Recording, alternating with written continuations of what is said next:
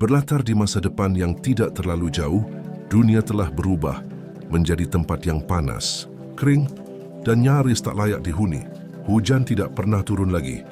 Sungai-sungai mengering dan air menjadi komoditas paling berharga. Manusia rela mempertaruhkan nyawa hanya untuk mendapatkan seteguk air minum.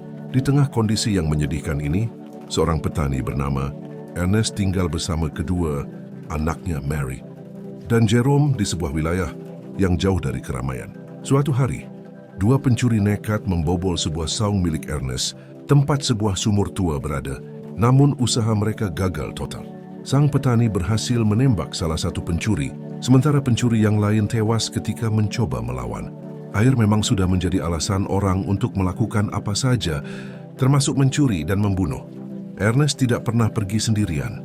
Setiap kali ia memeriksa saung dan sumur yang ada di dalamnya, ia selalu ditemani putranya Jerome. Sayangnya ketika mereka memeriksa sumur kali ini, airnya benar-benar telah mengering. Harapan terakhir mereka hilang begitu saja.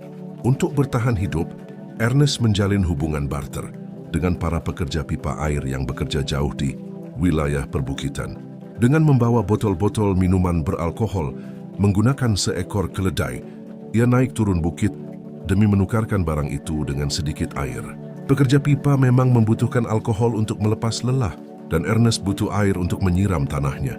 Namun nasib buruk tidak pernah memilih waktu. Saat perjalanan pulang, keledai kesayangan mereka terjatuh, menyebabkan kakinya patah. Hewan itu tak bisa lagi digunakan. Ernest dan Jerome kini harus membawa semua barang dengan tangan mereka sendiri. Saat kembali ke rumah, penonton diperkenalkan pada sosok Mary, putri sulung Ernest. Mary terlihat mencuci piring menggunakan tanah kering, cara paling sederhana untuk membersihkan karena air terlalu berharga. Mary memiliki wajah yang cantik, namun ia sering cemberut.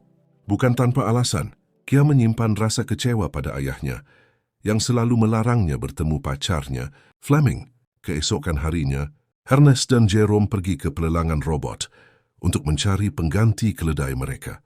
Setelah melalui adu harga yang cukup panas, Ernest berhasil mendapatkan sebuah robot pengangkut.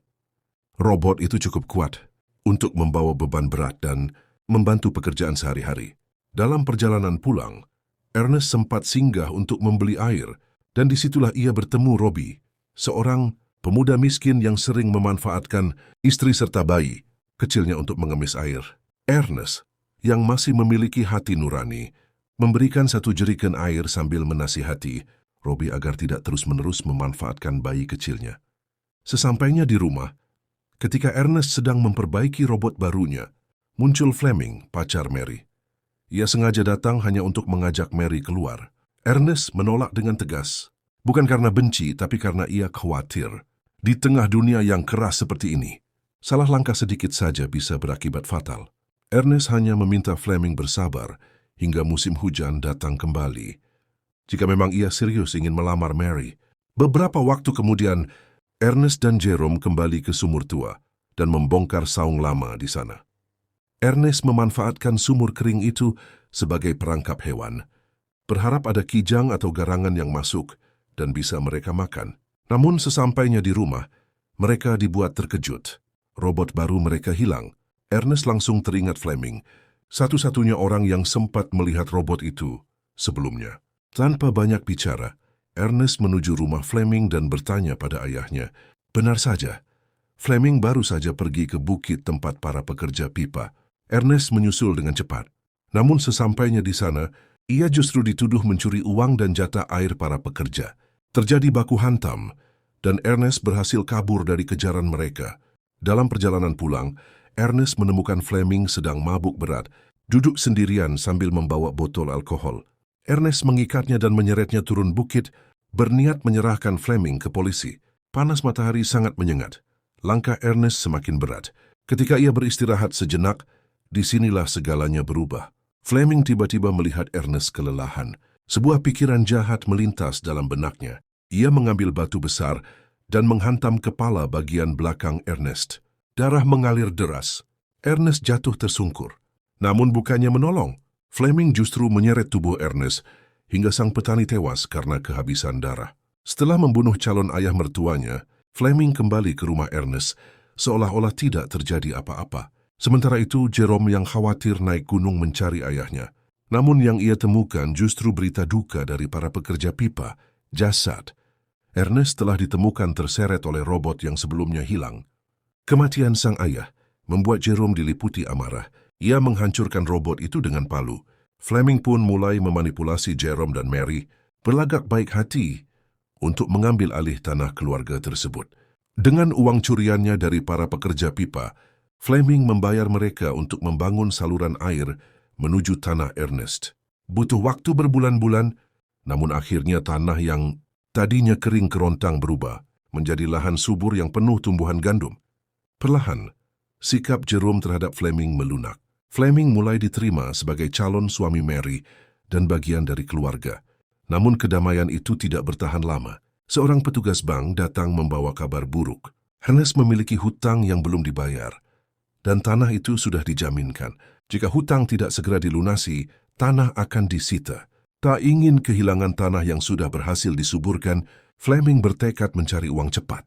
Ia mendatangi Robbie dan keluarganya yang sedang mengalami kesulitan ekonomi dan menawari mereka uang dalam jumlah besar untuk menjual bayi mereka kepada sindikat perdagangan manusia. Karena terdesak, Robbie akhirnya setuju. Namun setelah mengetahui bayi mereka benar-benar diambil, Robbie marah dan menyerang Fleming. Dalam kekacauan tersebut, Fleming berhasil kabur. Robot Ernest terkena tembakan dan sistem keamanannya aktif, membuat robot itu kembali ke pabrik secara otomatis. Di rumah, Fleming berbohong dengan mengatakan bahwa ia menjual robot itu demi menyelamatkan tanah dari penyitaan bank. Namun Jerome merasa ada yang aneh, apalagi setelah istri Robbie datang membawa boneka, mengatakan ada panggilan telepon dari pabrik yang tidak sempat diangkat. Jerome pun pergi ke pabrik robot di pusat kota. Di sana manajer pabrik menjelaskan bahwa robot milik Ernest kembali dengan sendirinya sesuai protokol keamanan. Robot itu juga merekam semuanya. Jerome diperlihatkan rekaman detik-detik ayahnya dibunuh Fleming. Fakta itu membuat Jerome terpukul, namun juga menyalakan bara dendam di dalam dirinya. Jerome membawa robot itu pulang. Dengan tenang ia mengatakan kepada Fleming bahwa robot itu sudah berada di garasi saat ia tiba. Fleming kebingungan, namun mencoba menutupi kebohongannya.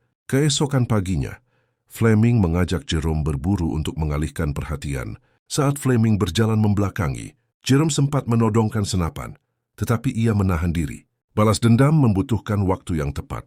Beberapa hari kemudian, Jerome menemukan radio satelit milik ayahnya dan memanfaatkannya untuk memainkan perang psikologis terhadap Fleming. Ia mengatakan bahwa Robbie menelepon dan meminta Fleming menemuinya di bukit. Fleming tidak percaya, namun Jerome tidak berhenti di situ. Sebuah surat palsu dikirimkan oleh Jerome, seolah-olah dari Robbie, yang meminta Fleming datang ke bukit. Tanpa curiga, Fleming pergi ke bukit bersama robot dengan membawa pisau, berniat membunuh Robbie. Namun malang tak dapat ditolak, Fleming terjatuh ke dalam lubang jebakan yang sebelumnya dibuat oleh Ernest. Kakinya patah parah. Chas menjerit meminta tolong. Jerome muncul di atas lubang. Dengan tatapan dingin, ia memainkan sebuah batu di tangannya, meniru cara Fleming membunuh ayahnya dulu. Fleming akhirnya mengakui semua perbuatannya. Ia memohon agar tidak dibunuh, apalagi Mary istrinya sedang hamil tua. Namun Jerome tidak luluh. Ia mengangkat senapan dan menembak Fleming, membalas kematian ayahnya dengan cara yang menurutnya paling adil. 2 hari setelah kematian Fleming, Mary mulai gelisah menunggu suaminya yang tidak kunjung pulang. Setelah 1 bulan tanpa kepastian, ia akhirnya mengikhlaskan kepergian Fleming dan menganggap mungkin suaminya telah kabur dengan wanita lain. Mary memilih fokus pada kandungannya dan melanjutkan hidup. Tamat. Ending yang cukup membingungkan.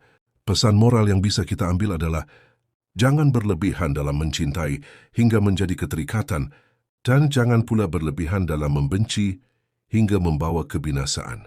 Ingatlah, hati itu ibarat cangkir. Semakin banyak kau isi dengan kecintaan kepada Allah Subhanahu wa Ta'ala, semakin sedikit ruang yang tersisa untuk kecintaan kepada dunia.